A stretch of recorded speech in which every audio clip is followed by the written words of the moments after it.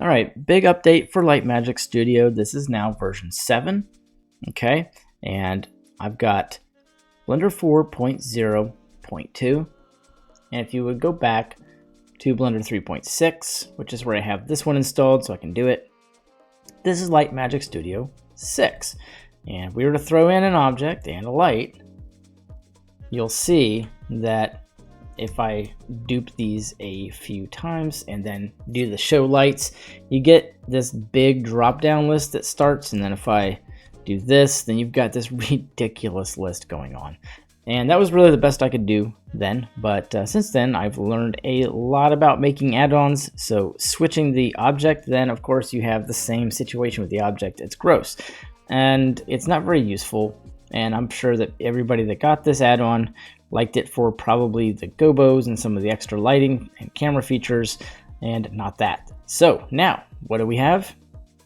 If you go to the mesh objects, and let me just go ahead and dupe a few of these as well. And now you got all this. Now you've got all the mesh objects, and you can select them here. It'll set it active. You'll get the properties. Some of the properties as usual.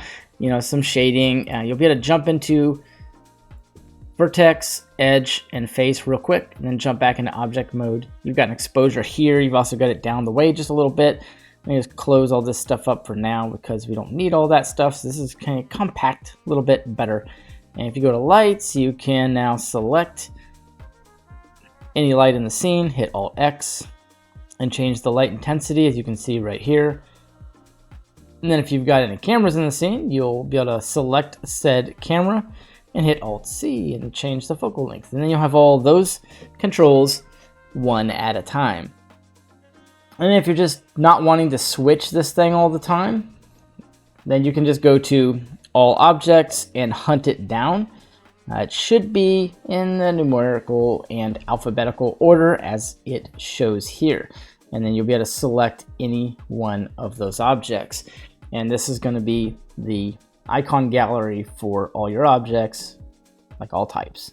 And so we can go back to lights, and you'll see you've got the same controls. You can still grab the light. You can delete the light from there, you know, whatever you want to do. So let's get rid of all that, and let's check out a little upgrade I did to the Gobos as well. I'm pretty excited about this upgrade here, but this one's going to be pretty nice too. So I'm going to drop down the Gobo Creator 2, and this is something, and I've got a custom uploader and then the Gobo categories. All this you can just kind of open up, and you can close this if you don't want it. That way it stays nice and compact, because the add-on was like 10 miles long if you had anything in your scene. So my bad for that, but you know, like I said, we live and we learn, and I've learned a heck of a lot more since then. So now you just hit the Gobo light shader. If you don't want it coming in at an angle, just hit Alt-R, go to cycles, make this a very quick tutorial. Boom, so now you're in cycles, and I'm using Blender 4, Alt-X. You can see everything does work, and with the light selected and the light selected only, then you can upload, you kind of upload that Gobo to that light so it's projected. And the upgrade is not just that I added more stuff like broken glass, but that now the operator behind this, you can just click this little square right here and instantly get the picture as it is supposed to be, no matter what it comes in like. You want it to be a circle kind of zoomed in. It will also be perfect and look good. And then you can do the lighting, and you can change how much of this is in range of the light. You can even add a little blurriness to it. That's pretty sensitive. I'm gonna have to adjust that, but no big deal.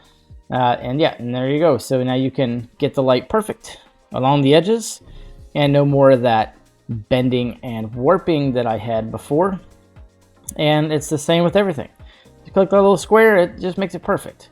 And then if your cursor is off somewhere, I do this in every add-on, you got a cursor realignment. It's going to come right back here. So when that little Shift S doesn't work for some reason, there you go.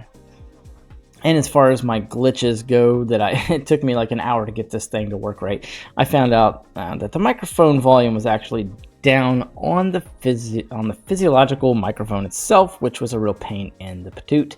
So now we'll go ahead and go over this. You got a fog cube, and if you grab that light, you can turn up the intensity. You can grab the fog. And don't forget, you can, when you're in this mouse modal, you can right click to let go of it and it won't adjust this, but if you left click it, it's going to capture the new float value, and if you right click, it goes back to where you had it, and then left click. So don't forget that. That's easy to use. It's the same with the Alt C for the camera focal length, and it's going to work the same way. Now you've got color for the fog. You can change the fog color. You can bring up the density just a touch so you can actually see it. I think that just a slightly whitish to light blue fog always looks good. It kind of almost looks gold, but whatever. There you go. You've got the fog cube, and you can add some principled volume. It's not volumetric, so it's a lot easier on the screen. You can switch the different categories, just hit reload, and you'll get the abstract stuff. And just don't forget, you got to have that selected, and then it will upload. And you can hit the square, and see, that's why the square doesn't work all the time, because if you have an object that came like this is just how it was. It's square but with a circle in it. You just hit the circle, and boom, it's fixed. And then if you want to rotate this thing on the Z, you've got that. And if you feel like stretching this thing out, you can do that too. But as far as something, let's go back over here and go back to the windows. So if you were to put something in here, and I put a couple of nicer things in, I guess this is okay. And we go ahead and focus in on this. You'll see that you can get the different results. Okay, my brain just went completely dead. Let me go over to the trees and reload that. Here we go. That's what I wanted. There we go. This is the one I was trying to find. So whichever way you're facing, if you need to rotate the light, you can do whatever you want. It's going to stay very nice. Go square. You're getting the full picture. If you've pulled this up to where you can't really see it, you just can rotate the thing. And so I guess like a negative 90-ish degrees works pretty good there. And now we can go ahead and check out the custom Gobo uploader. If you just click that and pull up any image you want, you can see my big mug sitting in my car, and you'll be able to upload that and change the exposure here as well. It's very important to have those exposure changes, in different various places. And that would actually work good with the round, I think, because you can have something like that. And that stretches out my beard and stuff. So that's kind of weird, but all right. So now for the scene properties, and hang on, we're not done yet. We've got the black body intensity, don't forget. Put it to like 8,000. You'll get that nice midday brightness to it. And then you can see everything a little bit nicer. And let me see here. I want to go back to the square. Kind of like that a little bit better. And yeah, this is better than seeing me on the actual camera, right? Here we go. So I'm going to kind of squeak back up to the top. I was about to go to the scene properties, but I've said that 1,000 times. So we've got a Eevee Next Bloom, and you've got a compositor setting as well. Okay, and these are just going to give you a lot when 4.0 decides to omit Bloom. It's going away, in case you did not know. And let me grab the light. You've got a ring light in here now. See if you click ring light, and why does it love to come in? I'll hit Alt R. I got a couple things that come in sideways a little bit, but it's somewhere in the program. It's somewhere in the 20,000 lines of code. I don't know where it's at. I'll have to find that. But this is just for the example. You've got a ring light now, and that'll be something you can grab whenever you have any light present and you want to add more light around it. You can do that, and then you grab this, and your options will be here for vertices and how you want that to look. So if you want a square, you want to bring the radius up, and you want to bring that radius up, that will give you something nice. Now, for over here in bloom, you turn bloom off, because that's what's going to happen soon with Blender 4.1. And let's join this. You can't have any other windows open in the 3D viewport for this to work, but it probably will still somewhat work. But I'm going to click compositor, okay? And now it's going to pop up the compositor for you. You can click setup nodes, and voila, you now have a bloom setting that you'll be able to use. But why is it not working? Because you have to click the compositor settings to always be on. And there you go, it's now kind of on, and that's going to give you bloom when 4.0 disappears. And if anybody, I was talking to Pablo on one of his Mondays, and I got talking to him in the middle of one of his spiels on add-ons, and I was like, bro, I need help. I cannot figure out GitHub.